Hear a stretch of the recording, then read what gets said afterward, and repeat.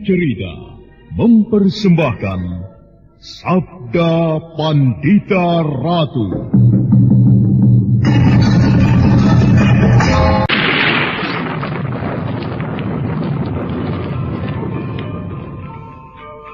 Sabda Pandita Ratu.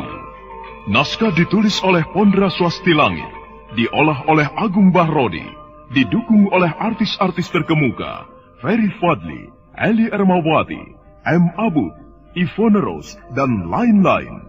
Teknik dan montase Ibing Arifin, dengan sutradara Dian Pertiwi.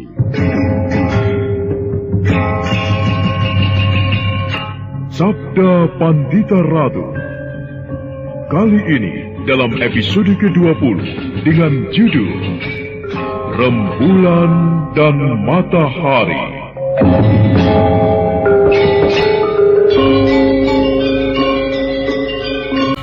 Senopati Panengger terkejut mendengar pertanyaan itu.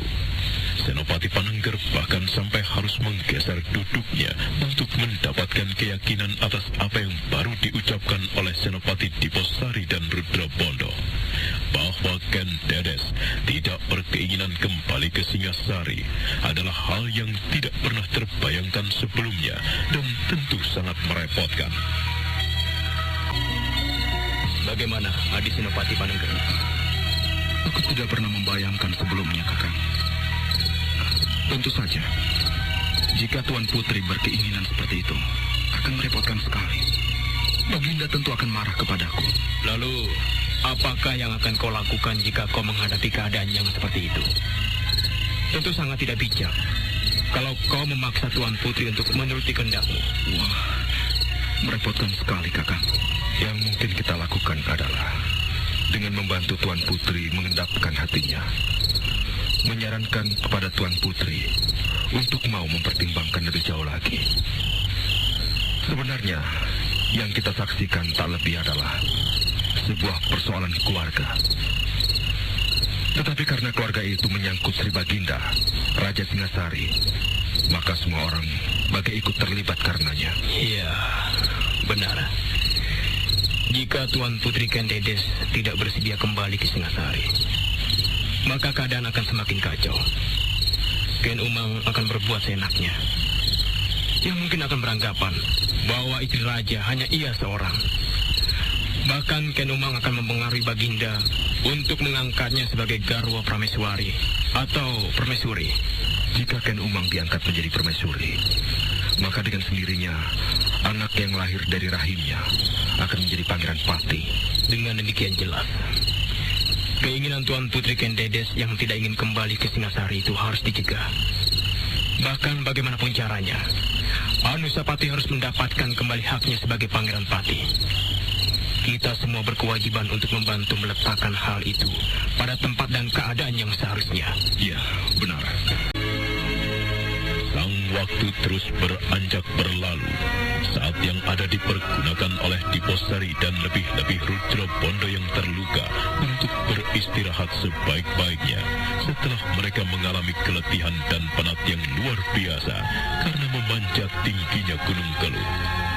Namun manakala pagi tiba, mereka tidak sampai harus kedahuluan sinar matahari untuk membersihkan diri.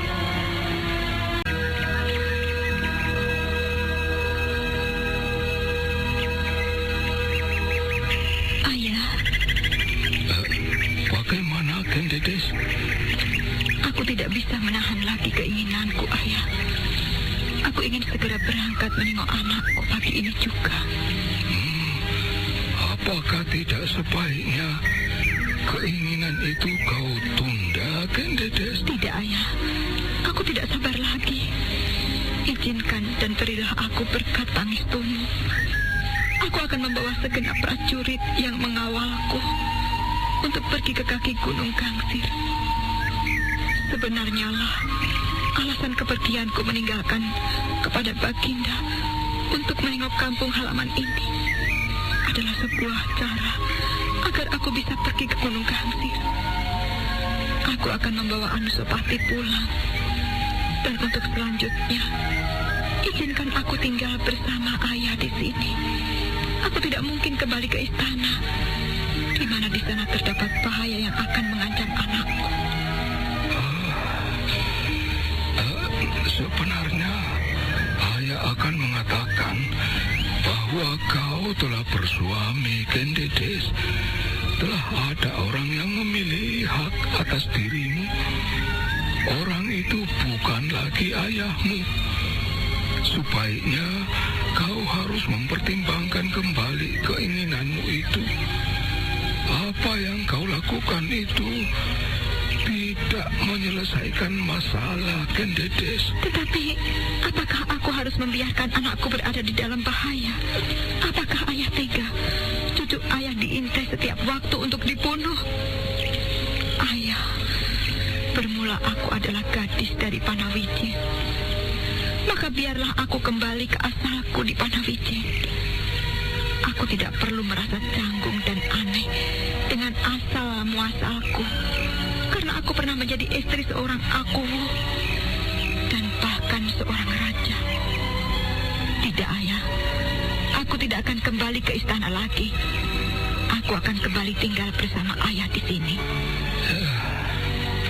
Baiklah, Kendedes. Keinginanmu pergi ke kaki Gunung Gangsir untuk menjemput Anusapati cucuku. Ayah memberimu pangestu.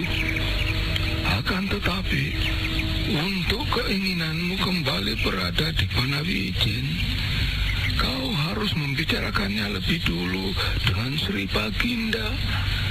Ayahmu tidak mau menjadi tudingan kesalahan.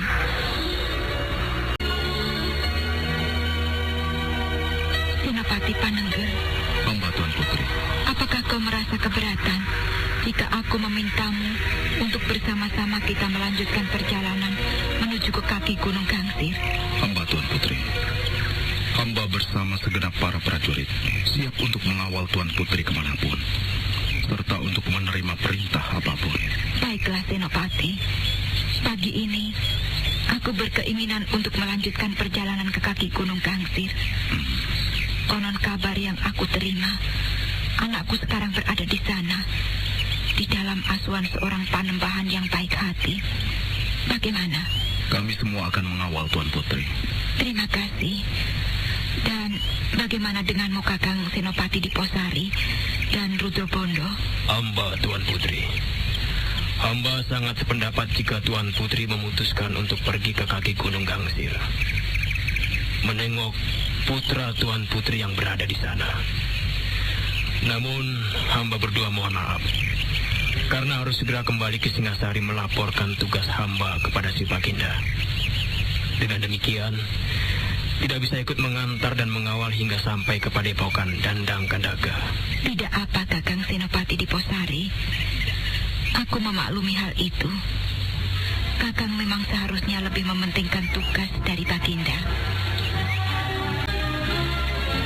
Maka pada pagi hari itu pula sesaat setelah Kendedes yang diiringi sekelompok prajurit di bawah pimpinan Senopati Panengger berangkat menuju ke kaki Gunung Gangsir, Rudro Bondo dan Diposari juga meminta diri kepada Empu Purwa Surya Suci untuk melanjutkan perjalanan kembali ke Singasari. Sang waktu terus bergerak mengiringi rombongan Senopati Panengger yang mengawal sebuah kereta kuda menuju ke Gunung Gangsir, dan juga mengiringi Diposari dan Rudro Bondo yang menuju ke Singasari. Hingga tidak terasa, seharian waktu telah lewat, dan sore berikutnya pun datang. Dua ekor kuda yang ditunggangi kedua senopati pinilih itu berderap memasuki gerbang kota raja. Beberapa orang prajurit yang mengenal kedua senopati itu melambaikan tangannya. Apakah kita akan langsung ke istana? Aku merasa penasaran. Ingin segera membuktikan apakah keris itu benar-benar seperti yang dikatakan oleh Paman Putut Gajah Wengker kembali pada pemiliknya. Tetapi sebaiknya kita singgah dulu ke rumah. Kita memerlukan membersihkan diri dan berganti pakaian. Iya.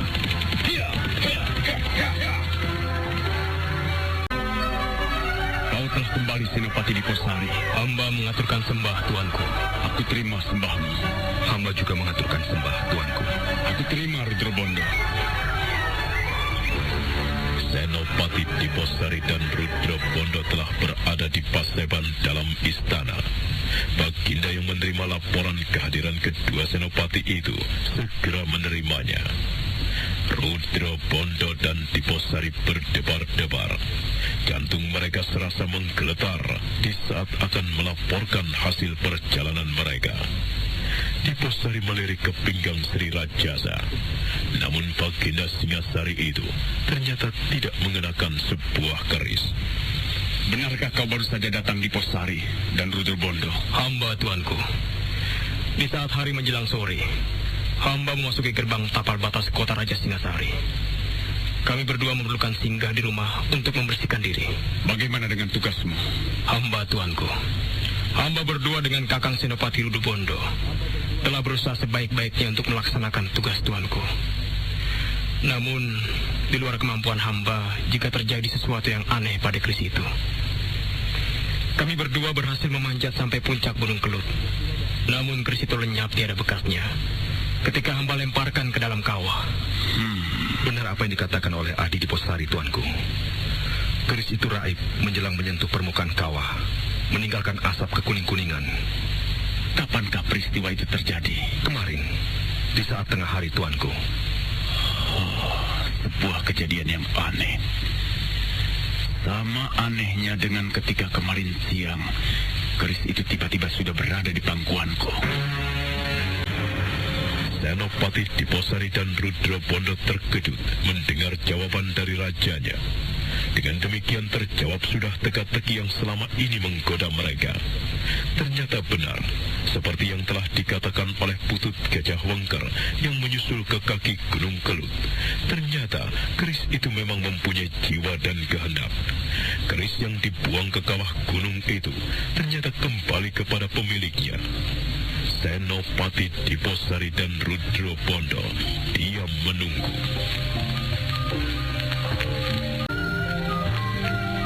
Apa yang kau alami itu kau rasakan sebagai suatu hal yang aneh. Demikian juga denganku. Aku terkejut ketika keris itu tiba-tiba telah berada di pangkuanku.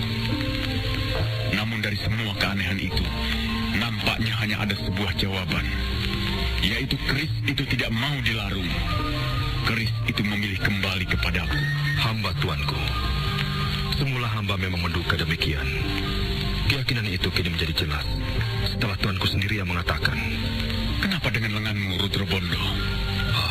Hamba terluka karena ulah dua orang begal yang berusaha merebut keris itu, tuanku. Begal? Mencoba merebut keris itu? Benar. Dan itulah yang hamba rasakan aneh, tuanku. Karena ada orang yang bisa mengetahui kami membawa sebuah keris yang dahsyat yang akan kami larung ke kawah Gunung Kelut. Aku tidak merasa menceritakan hal itu kepada siapapun. Namun pada kenyataannya, kami memang telah dihadang oleh dua orang begal, tuanku. Mereka bernama Lambong dan Samberwulung. Lambong dan Samberwulung? Benar, tuanku. Oh, bukankah kau yang sudah menangkap keduanya dan kemudian mengirimkannya kemari? Kami? Iya. Bukankah kau telah melumpuhkan mereka dan kemudian kau meminta bantuan seseorang untuk membawa dua tawanan itu kemari? Diposari dan Rudra Bondo terkejut. Mereka saling pandang. Baginda segera tahu bahwa kedua senopatinya itu kebingungan karena tidak merasa melakukan. Baginda mengangguk-anggukan kepala. Apakah kalian tidak merasa melakukan itu? Hamba, tuanku. Kedua orang itu melarikan diri. Kami tidak berhasil menangkapnya. Adalah aneh jika kemudian ada orang yang membawa kedua orang itu ke istana dan mengatakan kami berdualah yang telah menangkap mereka. Nampaknya ada sesuatu yang telah terjadi pada kalian. Coba ceritakan. Hamba, tuanku. Di dalam perjalanan, kami berdua dicegat oleh perampok. Kami berhasil mengatasi perampok itu. Lalu muncul Lambong dan Samberwulung yang langsung membunuh mereka dengan alasan karena tidak telaten. Kedua orang itu berilmu sangat tinggi, tuanku. Hamba berdua mengalami kesulitan untuk mengalahkan mereka. Hingga kemudian hamba terpaksa mencabut keris Empu Gandring. Lalu hamba bagaikan kesurupan. Pengaruh keris itu sedemikian dahsyatnya mencengkram diri hamba. Hamba merasa kemampuan kanuragan hamba menjadi berlipat-lipat. Hingga kemudian kedua orang itu kewalahan dan melarikan diri. Pengaruh luar biasa dari keris itu hampir saja membuat hamba lupa diri. Hamba nyaris membunuh Adi di Posari. Kenapa? Hamba dipengaruhi sedemikian rupa oleh keris itu. Seolah-olah keris itu harus menghirup darah. Demikian ia keluar dari warangkanya. Namun untunglah, pada saat itu muncul seseorang yang mencegah perbuatan hamba. Meski dengan cara melukai lengan hamba ini. Apa yang dilakukannya? Dan siapa orang itu? Orang itu melempar pisau pada lengan hamba, tuanku. Orang itu mengenakan jubah berwarna merah. Dada Ken Arok berdesir mendengar jawaban itu. Bagaimanapun juga, sosok berjubah merah yang ia kenal dengan baik siapa sebenarnya membuat jantungnya serasa berpacu lebih kencang. Ken Arok mengangguk-angguk, sementara Diposari merasa cemas andai kata Rudra Bondo menceritakan kesinggahannya di kaki Gunung Gangsir. Orang berjubah merah itu yang mencegahmu melakukan pembunuhan atas Diposari. Benar, tuanku. Kalau begitu, kita semua bisa menebaknya. Siapa orang yang berhasil menangkap orang yang bernama Lambong dan Samberwulung itu, yang kemudian mengirimkan kemari dan mengaku seolah kau berdua yang melakukan. Nah, Diposari, siapakah kira-kira pelakunya? Orang berjubah merah itu, tuanku. Iya, orang itu yang melakukannya. Sayang aku tidak tangkap atas apa yang terjadi. Kenapa, tuan? Lambong dan Samberwulung itu telah mati. Mereka mati? Benar. Mereka mati bunuh diri di penjara. Akan tetapi, tuanku, benarkah mereka mati bunuh diri, tuanku? Apakah kau mempunyai dugaan lain? Barangkali ia mati karena dibunuh. Lalu siapa orang yang melakukannya? Menurutmu siapa? Tentu orang yang berada di belakangnya, tuanku. Orang yang memerintahkan untuk mencegat hamba berdua. Orang itu juga mengetahui perintah yang tuanku berikan kepada hamba untuk melarung keris itu di kawah kelut. Jangan kau menduga macam-macam, Diposari. Kau kira aku yang melakukannya? Kau pikir apa keuntunganku jika aku melakukan itu? Ampun, tuanku. Tentu hamba tidak menduga bahwa tuanku lah orangnya yang telah melakukan itu. Sebenarnya lah, tuanku. Kami berdua mempunyai sebuah dugaan yang mengarah. Siapa? Lambong dan Samberwulung itu menyebut-nyebut sebuah nama. Mereka menyebut nama Kakang Aji sebagai orang yang memerintahkan mereka melakukan pencegatan pada kami berdua untuk merebut keris Empu Gandring. Lalu siapa yang disebut sebagai Kakang Aji itu? Bagaimana jika orang itu adalah Kiai Paraji Gading, tamu dari Tuan Putri Ken Umang? Paraji Gading? Hamba mempunyai dugaan. Mungkin Tuan Putri Baginda menceritakan tugas yang kami emban itu kepada Tuan Putri Ken Umang.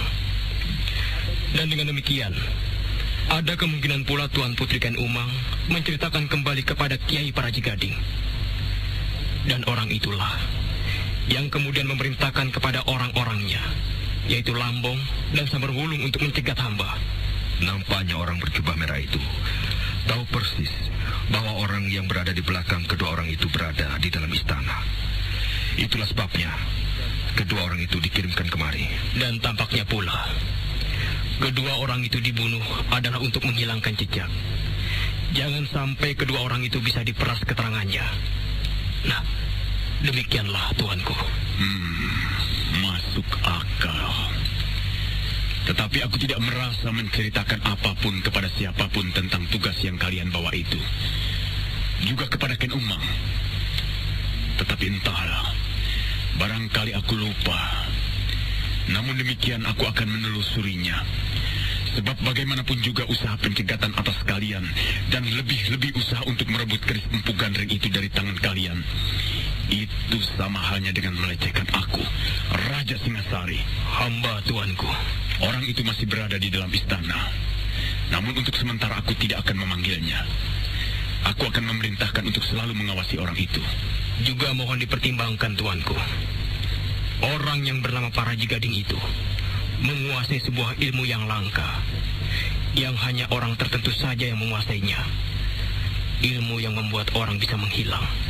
Panglimunan. Iya, aku tahu itu. Paraji Gading bisa menguasai ilmu itu karena ia berasal dari perguruan Pesanggaran, sebuah perguruan yang belum lama ini dilanda kemelut sengketa.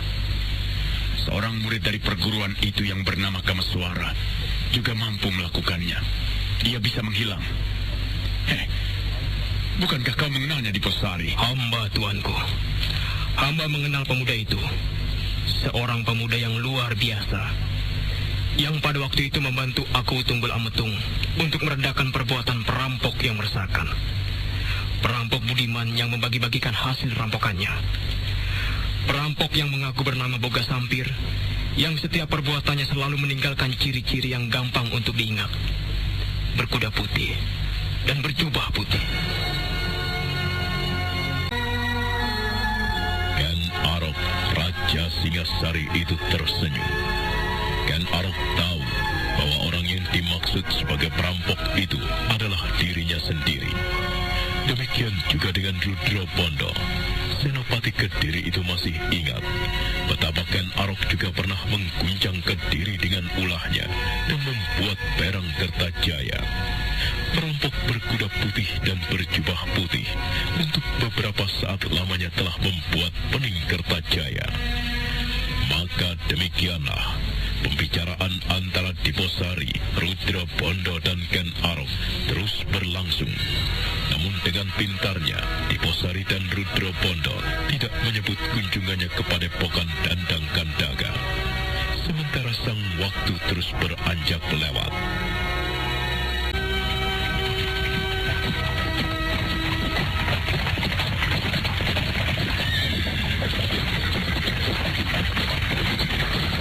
Menjelang senja, iring-iringan para prajurit yang mengawal Ken Dedes harus berhenti karena di depan sebuah sungai menghalang. Bagi para prajurit berkuda, itu bukan merupakan masalah untuk menyeberanginya. Tetapi tidak demikian dengan kereta yang ditumpangi oleh Ken Dedes. Jika kuda penariknya menjadi liar, maka justru akan membahayakan penumpangnya.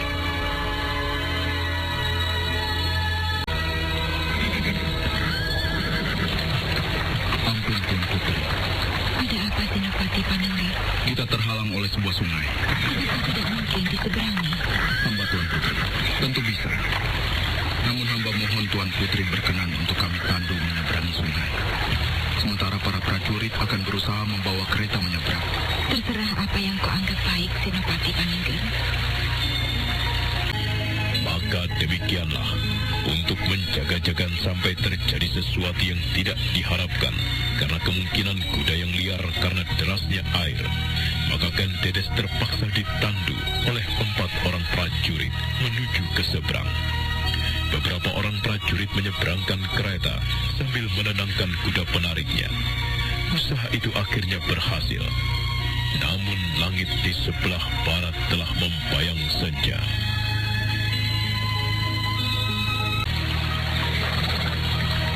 Masih jauhkah perjalanan ini, Senopati? Hamba Tuan Putri. Tengah malam kita baru akan sampai di padepokan itu. Apakah tidak sebaiknya kita beristirahat? Kasihan para prajurit. Seharian kita berjalan tanpa beristirahat. Jika Tuan Putri mengizinkan, hamba akan memerintahkan kepada para prajurit untuk beristirahat dan membangun perkemahan di sini. Aku tidak keberatan, Senopati. Dengan cepat, senja berubah menjadi petang dan kemudian jatuh pada pelukan malam. Senopati Panengger memerintahkan kepada para prajurit untuk berjaga bergiliran.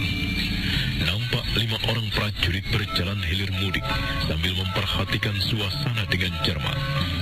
Ken Dedes beristirahat pada sebuah barak kemah yang didirikan di dekat perapian.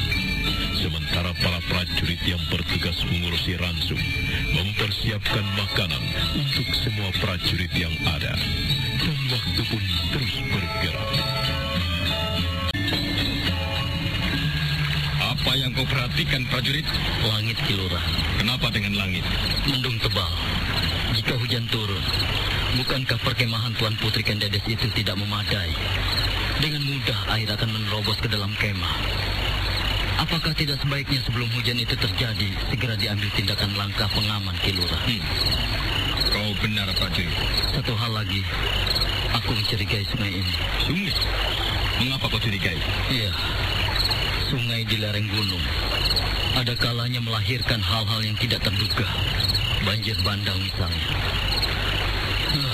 Dulu, sebelum aku menjadi prajurit, barangkali aku menyaksikan sungai yang mengamuk ketika hujan yang besar dan deras tiba.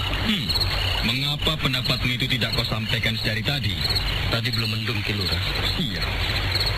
Apakah dengan demikian berarti kita harus memindahkan kemah Tuan Putri Kendedes itu? Itu salah satu kemungkinan, Ki Lurah. Baiklah. Aku akan sampaikan pendapatmu itu kepada Senopati Panengger. Senopati itu nantinya yang akan mengambil keputusan atas apa yang harus kita lakukan. Prajurit berpangkat lurah itu bermaksud beranjak berdiri ketika seorang prajurit mendatanginya dengan membawa seorang lelaki yang tidak dikenalnya. Siapa orang itu? Orang ini mengaku bernama Ki Pandewikan, Ki Lurah. Memaksa untuk bertemu dengan Senopati. Apa yang diinginkannya? Silakan Ki Lurah menanyainya. Namamu? Namaku Pandewikan, Ki Lurah. Namamu menunjukkan kalau kau mumpuni dalam bidang pembuatan senjata. Ada keperluan apa kau menemui kami di sini? Tahukah kau siapakah kami? Saya tahu, Tuan. Tuan-tuan semuanya adalah prajurit Singasari yang nampaknya sedang mengawal seorang perempuan. Lalu apa maksudmu? Saya tidak bermaksud jelek, Tuan. Saya justru ingin mengingatkan Tuan bahwa tempat ini berbahaya untuk berkemah. Bahaya apa? Jika bahaya itu berasal dari segerombolan perampok, tentu itu bukan masalah bagi Tuan semuanya. Karena dengan mudah Tuan-tuan akan mengatasi serangan perampok, berapapun jumlahnya, atau bagaimanapun ganasnya. Tuan-tuan, saat ini langit sedang mendung, dan hujan akan segera turun. Jika air ini meluap, air tiba-tiba turun, tidak terduga dari arah hulu. Meski Tuan semuanya adalah prajurit penunjuk, maka Tuan akan terlambat menyadari apa yang terjadi. Ki Lurah prajurit itu mengangguk-angguk. Di wajahnya tidak nampak sama sekali rasa tersinggung. Yang ada justru tatapan yang menyiratkan ucapan terima kasih. Ki Lurah itu kemudian menoleh kepada prajurit yang belum lama juga membicarakan kemungkinan itu kepadanya. Perhitungan prajurit berpangkat rendah itu ternyata benar adanya. Orang yang berbaik hati memberikan peringatan bernama Pandewikan itu dipersilahkan untuk menunggu sejenak. Lurah prajurit itu kemudian bergegas menemui Senopati Panengger. Dan tidak berapa lama kemudian, lurah prajurit itu telah kembali bersama Senopati Panengger.